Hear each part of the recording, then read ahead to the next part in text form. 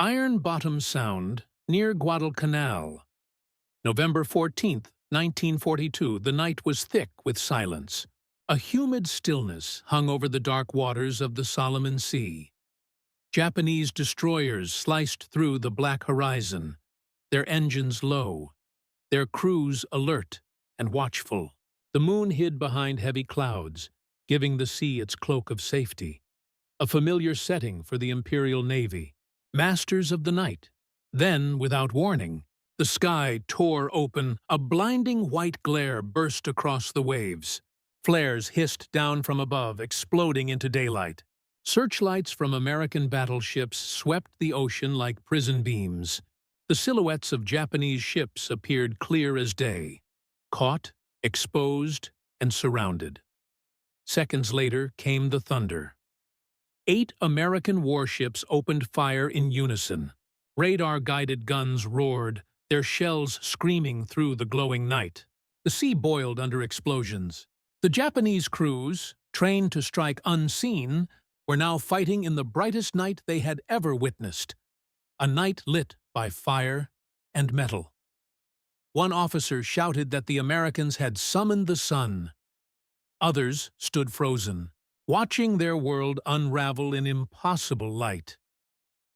The age of Japanese night supremacy, 1941–1942. Before the Americans learned to turn darkness into daylight, the night belonged entirely to Japan. From the first shots of the Pacific War, the Imperial Japanese Navy had shown that darkness was their greatest ally. Decades before Pearl Harbor, Japan had trained its sailors to fight blind, to see with instinct, to move without light, and to strike without being seen. It wasn't superstition, it was doctrine. Their torpedo attacks under moonless skies became legendary. The weapon behind them, the Type 93 Long Lance torpedo, was the most advanced in the world. Longer range, faster, and deadlier than anything the Americans had. It could travel over 20 miles, carrying a massive warhead that could split a cruiser in half. Japanese destroyers and cruisers were built for this style of warfare. Their crews practiced for years in night exercises that mimicked real battles. Commanders studied the play of shadows on the sea, learning how to read silhouettes and predict enemy motion just by sound. Their optical rangefinders were top of the line. Even their gunnery officers memorized ship profiles by shape and size, knowing how to engage before the enemy could even see them. When war erupted across the Pacific in 1941, these skills gave Japan a deadly edge. The first encounters between the two navies, in the Java Sea, the Coral Sea, and especially around Guadalcanal, revealed a brutal truth. American ships were not ready for the night. In the early months, Japanese cruisers and destroyers repeatedly ambushed U.S. forces under cover of darkness. On August 8, 1942, during the Battle of Savo Island, Japanese Rear Admiral Mikawa Gunichi led a surprise attack on Allied ships guarding Guadalcanal. In less than an hour, 4 heavy cruisers, USS Quincy, Vincennes, Astoria, and the Australian Canberra, were sunk. Over 1,000 Allied sailors died. Japanese losses? None. The Americans were stunned. They had better radar, newer ships, and more powerful guns, yet the Japanese outmaneuvered them completely.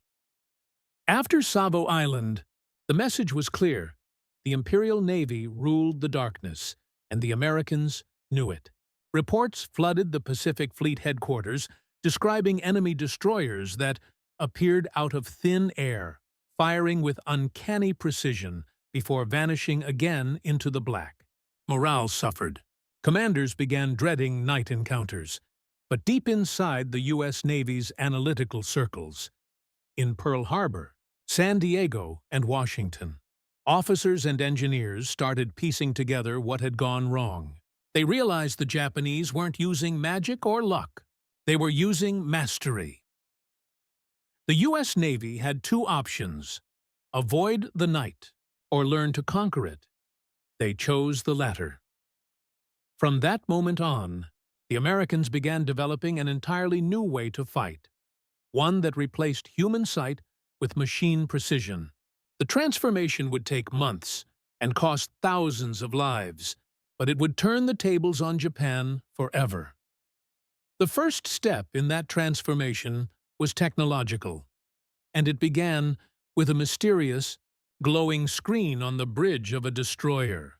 The rise of American radar warfare, 1942-1943. When the Pacific War began, radar was still an uncertain science, a flickering green circle that only a few officers truly trusted. But after the shock of Savo Island, the U.S. Navy realized that this invisible technology could become the key to surviving the night. The early American radar sets, like the SG Surface Search Radar, were primitive but revolutionary. They allowed ships to see enemies miles away, even in pitch darkness or heavy rain. On a small cathode ray screen, blips of light revealed ships, islands, or aircraft, long before the human eye could detect them. What had once been chaos was now data. The challenge, however, was not the machine. It was the men. Many officers still preferred binoculars over radar. In the confusion of early night battles, commanders often ignored radar contacts or misinterpreted the readings. In several disastrous engagements, including the Battle of Tassafaronga in November 1942, radar-equipped American ships failed to coordinate, opening fire at the wrong time or on the wrong targets. But lessons came quickly, paid for in blood and steel. U.S. Naval Command began to rewire its doctrine. They created new radar training programs, redesigned ship command centers, and established combat information centers, CICs, enclosed compartments filled with radar screens, plotting boards, and voice communication systems. These rooms became the brains of the fleet, where young officers learned to think in 3 dimensions and fight in the dark. For the first time, information, not eyesight, decided the outcome of a naval battle. At the same time, America's industrial might began to shift the tide. New ships were entering service faster than Japan could destroy them. Destroyers like the Fletcher class, cruisers like the Cleveland class, and battleships equipped with radar-directed fire control turned the U.S. Navy into a modern machine of detection and precision. Meanwhile, Japan's advantage began to erode. Their war industries were stretched thin. Their radar systems lagged behind, offering only limited range and poor accuracy. Worse still, their naval doctrine had not evolved. Japanese admirals still believed in eyesight and intuition. The skills that had once made them dominant now became their greatest weakness. By mid-1943, the difference was visible. American ships could locate and track Japanese vessels long before contact. Star shells, bright flares fired from naval guns, could illuminate entire sections of sea like daylight. Searchlights, once avoided for fear of giving away position, were now coordinated with radar to trap enemies in blinding beams before the first salvo landed. Each new encounter showed progress. The U.S. Navy began winning at night, slowly, methodically. At Cape St. George in November 1943, American destroyers under Captain Arleigh Burke executed a flawless radar ambush, sinking 3 Japanese destroyers without a single loss. It was proof that the tide had turned, but the transformation wasn't complete. It would take 1 more year and 1 decisive series of battles for Japan's commanders to truly understand what the Americans had become. When that moment came, they would watch the sea itself light up as if the sun had returned to the Pacific. But this was no accident.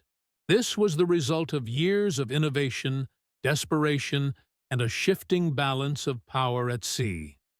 A transformation that would forever end Japan's mastery of the night. The human and technological dimensions of night warfare, when American radar and star shells first came together in combat, they didn't just change tactics, they changed the psychology of war. The human angle, The men who fought the blinding night for the sailors who faced these new battles, the experience was nothing short of surreal. At night, the human mind works differently. Sound replaces sight, and imagination fills the dark. The fear isn't just of death, but of not knowing where it will come from. Before radar, a flash on the horizon might have been lightning or a gun muzzle. A faint engine hum might have been your own echo, or the enemy closing in. Now, radar changed everything, but not instantly. Many sailors didn't trust it at first. The screens flickered, the static hummed, and a small blip could mean a destroyer or a mirage. Young radar operators learned to interpret the shadows of the sea through electronics. They sat in cramped rooms, headphones tight, tracking dots that meant life or death for hundreds of men outside. Then came the moment when the star shells fired. 1 second, darkness, then instant day. The shock was physical. Pupils burned, eyes watered, and even veterans froze for half a breath as the sea exploded into light. The Japanese felt it most. Their night fighters, trained for stealth and silence, suddenly found themselves naked under the white glow. Ship decks reflected like mirrors, silhouettes standing clear against the bright sky. For men raised on discipline and control, it was chaos, a kind of sensory betrayal.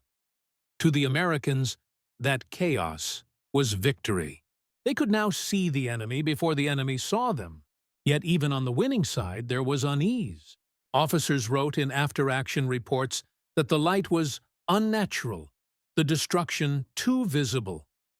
War had always been brutal, but this was blinding, loud, and total. The men on both sides realized that the night, once a sanctuary, had been stolen from them. The technological angle. Light as a weapon. In 1943, the U.S. Navy learned to weaponize light itself.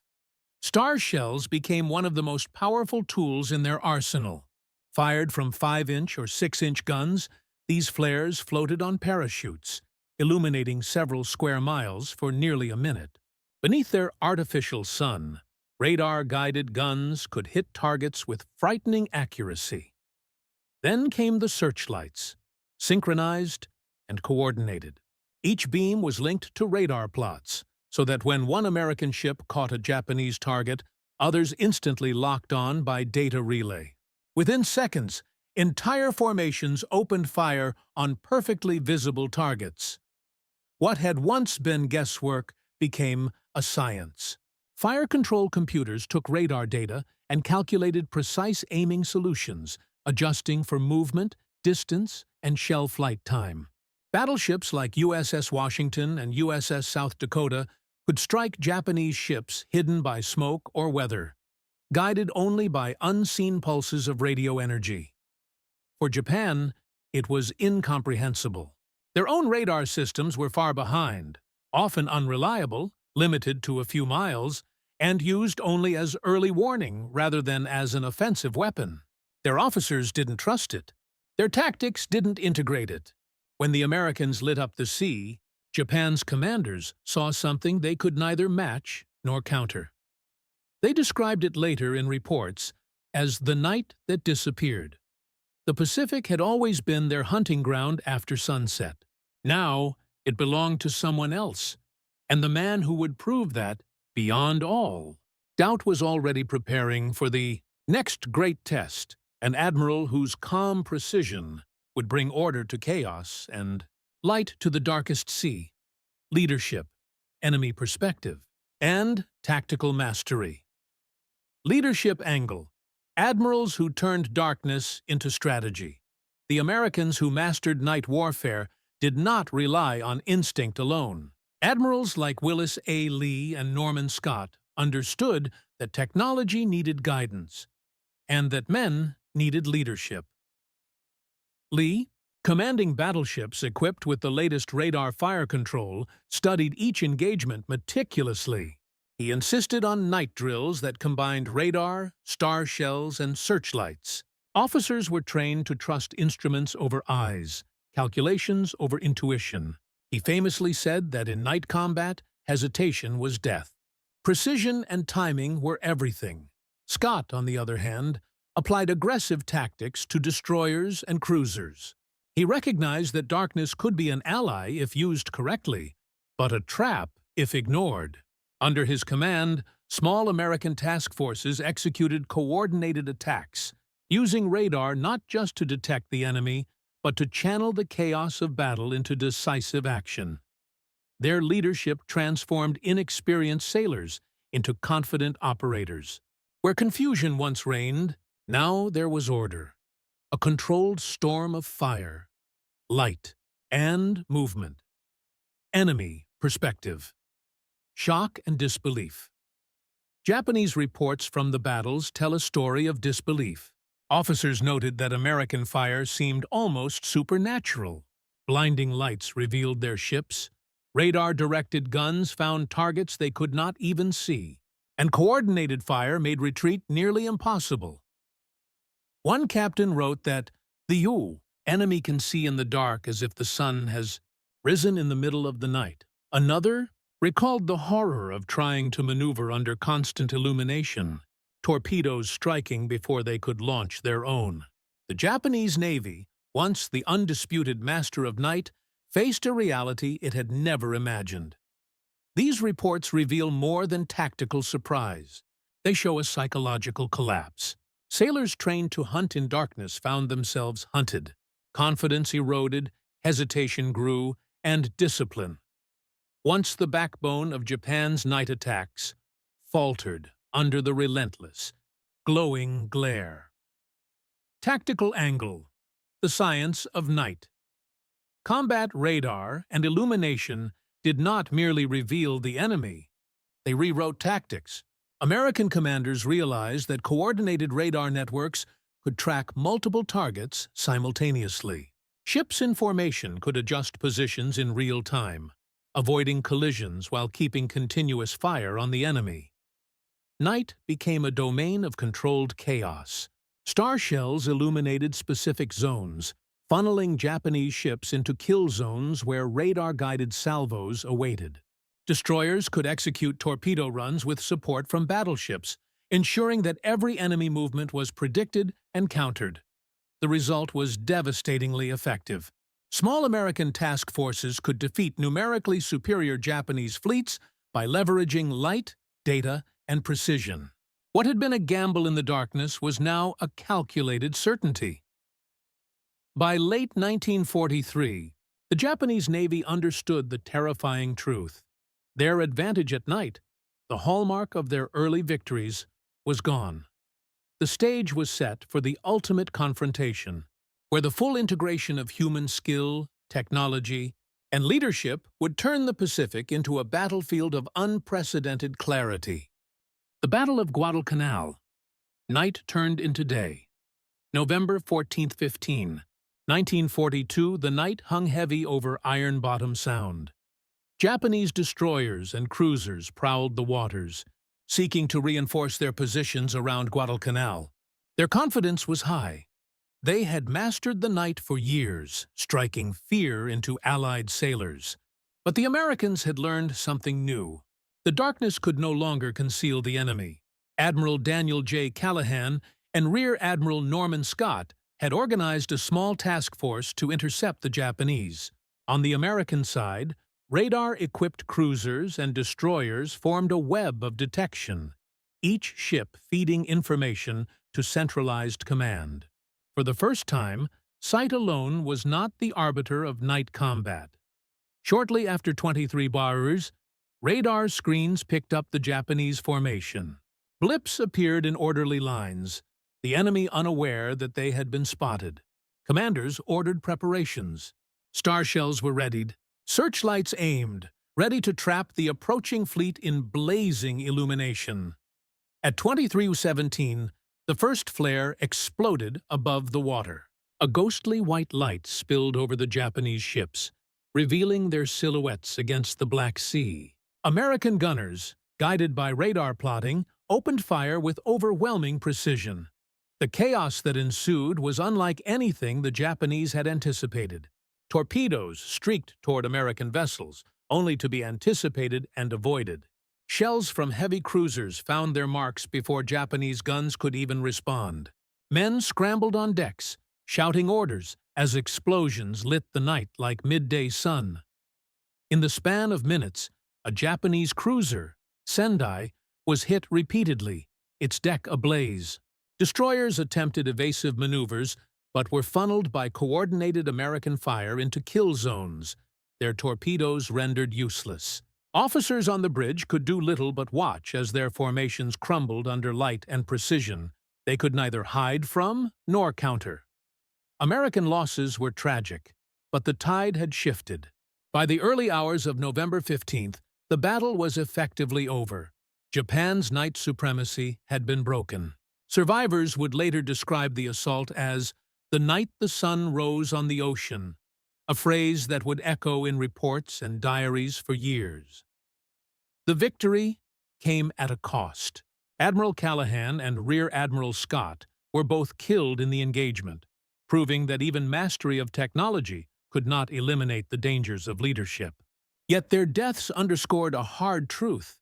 Night combat had changed irrevocably. The combination of human skill, leadership, and technological innovation had created a weapon Japan could not match. And this was only the beginning. 1 year later, another engagement would cement the full transformation of the Pacific night battlefield. A confrontation where the American fleet's mastery would be absolute, and the Japanese Navy would face annihilation in waters they had once ruled. The Battle of Surigao Strait, the final night mastery. October 25, 1944, the Surigao Strait was quiet before dawn, deceptively calm. American forces lay in wait, hidden in the folds of the Philippine archipelago. Vice Admiral Thomas Kincaid and Rear Admiral Oldendorf had positioned a perfect trap. Battleships, cruisers, and destroyers arranged in a deadly crescent, each ship bristling with radar-guided guns. The Japanese Southern Force, commanded by Vice Admiral Shoji Nishimura, steamed north, confident in their experience and night-hunting skills. It began shortly after Oro 3 waters. American radar picked up the Japanese formation while the enemy was still over 5 miles away.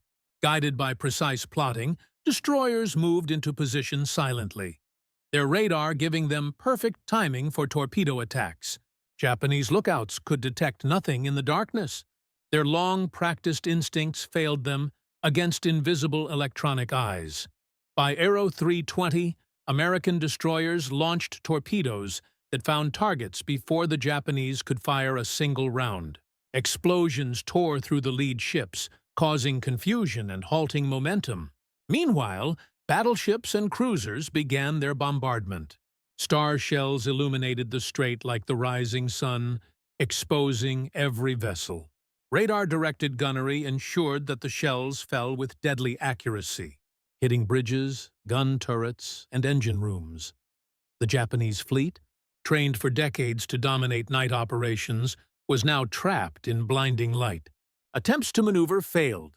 Torpedo launches were intercepted or rendered ineffective. Officers on the bridges shouted orders, but every command collided with a storm of American fire.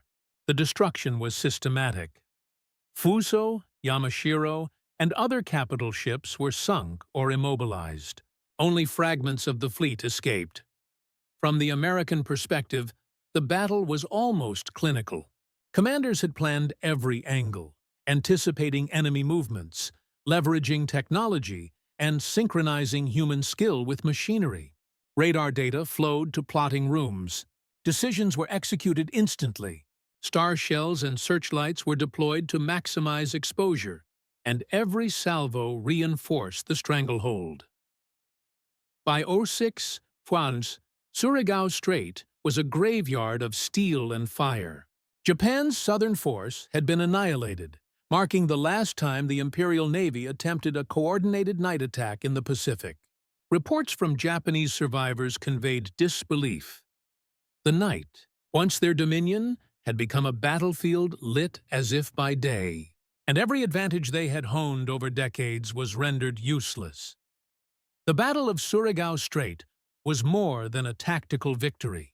It was the culmination of a year of innovation, adaptation, and ruthless application of technology and training. Night in the Pacific would never again belong to Japan. And as the smoke cleared and dawn broke over the strait, the consequences of this transformation became clear. Consequences that would reshape strategy, morale, and the future of naval warfare. Shattered night supremacy and strategic consequences, the Pacific after Surigao Strait was unrecognizable to the Japanese Navy. The era of night dominance had ended. For over a year, U.S. forces had methodically dismantled the advantage Japan had relied on since the earliest battles of the war. Japanese officers, once confident in the cover of darkness, now faced an unrelenting reality. Every night was no longer a sanctuary, but a potential death trap. Strategically, the consequences were immediate. Japanese naval doctrine, which emphasized stealthy night attacks and torpedo ambushes, had to be re-evaluated under the harsh light of American innovation. The Imperial Navy lost not just ships, but experienced officers and crews, men whose knowledge of night combat could not be replaced. At Surigao Strait alone, Admiral Nishimura's Southern Force suffered catastrophic losses. 2 battleships, 3 destroyers, and multiple smaller vessels, leaving a gap in Japan's operational capacity that could not be filled. On the American side, the victories solidified confidence in radar-directed combat. Officers and sailors who had once feared the night now approached darkness as a domain they could dominate. The combination of star shells, searchlights, and radar-guided fire control had proven decisive. Reports highlighted how the psychological edge, the terror and disorientation experienced by Japanese crews, was as important as the physical destruction. By turning night into day, U.S. forces had achieved both tactical and strategic supremacy. The impact on morale was profound. Japanese sailors recounted the horror of being illuminated, while American guns struck with uncanny precision. Survivors wrote in logs that they had been blinded by the sun at midnight, a phrase repeated in multiple after-action reports. These psychological wounds, coupled with the material losses, left Japanese commanders hesitant in future night operations, often avoiding engagement entirely. Meanwhile, the U.S. Navy's growing mastery of technology and tactics encouraged further innovation. Combat information centers became standard across the fleet, integrating radar, plotting boards, and communications into centralized decision-making hubs. The human-machine partnership, honed through months of deadly trial and error, became a model for modern naval warfare. The battles had demonstrated a simple truth. Mastery of information and light had replaced instinct and darkness.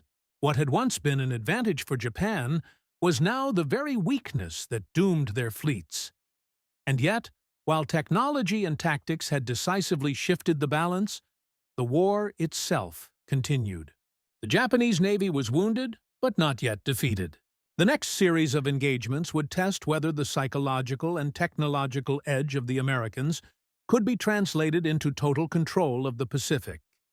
Long-term consequences, morale, doctrine, and the fall of Japanese naval confidence. The defeats at Guadalcanal and Surigao Strait reverberated far beyond the immediate loss of ships and men.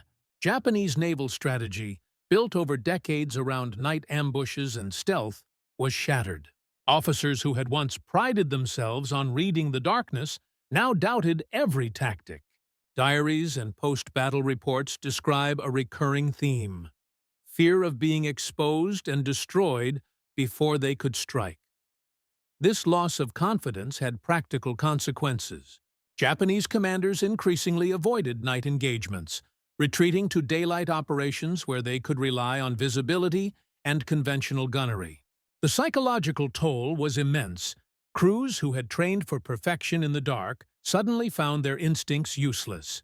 Star shells and radar-guided fire had turned their sanctuary into a trap. The Americans, conversely, experienced a boost in morale that reshaped their operational philosophy. Sailors trusted their radar systems. Officers integrated technology into tactical planning with precision. Night was no longer a gamble. It became an arena for controlled, calculated dominance. By late 1944, reports from multiple Pacific theaters documented repeated successes. Small American task forces could engage superior Japanese forces at night and emerge victorious. The technological lessons extended beyond immediate combat. The successful integration of radar, searchlights, and fire control systems influenced ship design, training, and fleet organization. Battleships were retrofitted with improved radar, destroyer squadrons trained for coordinated night attacks, and communication protocols were standardized to ensure rapid, accurate transfer of intelligence. What had started as an experimental adaptation became permanent doctrine. For the Japanese Navy, the impact was lasting. They never regained the ability to conduct decisive night operations. Nighttime engagements became high-risk maneuvers rather than strategic tools.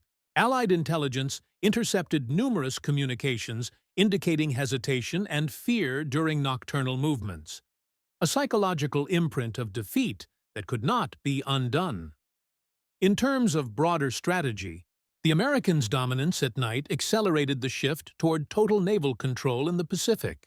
By removing Japan's advantage, U.S. forces could maintain pressure across multiple fronts, conduct amphibious landings with reduced risk, and secure sea lanes essential for logistics and reinforcement.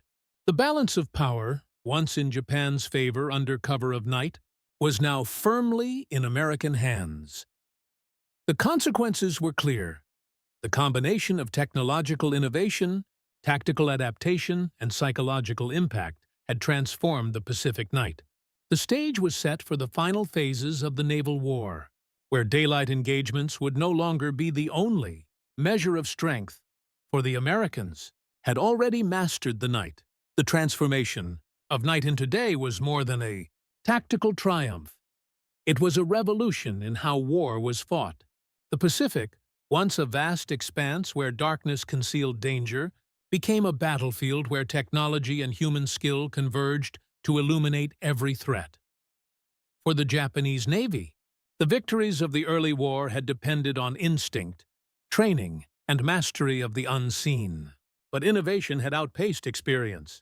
Radar, star shells, and coordinated fire control systems turned intuition into data, shadows into targets, and fear into a calculated advantage. Night, their long-held ally, became a mirror reflecting their vulnerability. For the Americans, the lessons were profound.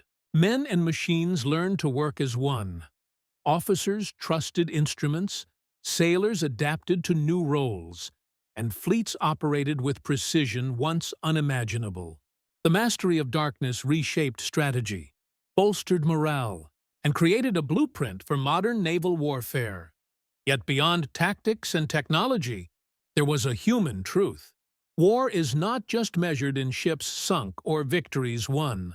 It is measured in how quickly adaptation and courage can redefine the possible. The men who faced blinding light in the dead of night, on both sides, understood that survival depended as much on learning and innovation as on bravery. The Pacific night would never be the same. It had been conquered, mapped, and illuminated, a testament to human ingenuity and the relentless drive to turn even the darkest hour into an instrument of power. And in that glow, history recorded a quiet, undeniable fact. Sometimes the greatest weapon is not the shell or torpedo, but the light that reveals everything.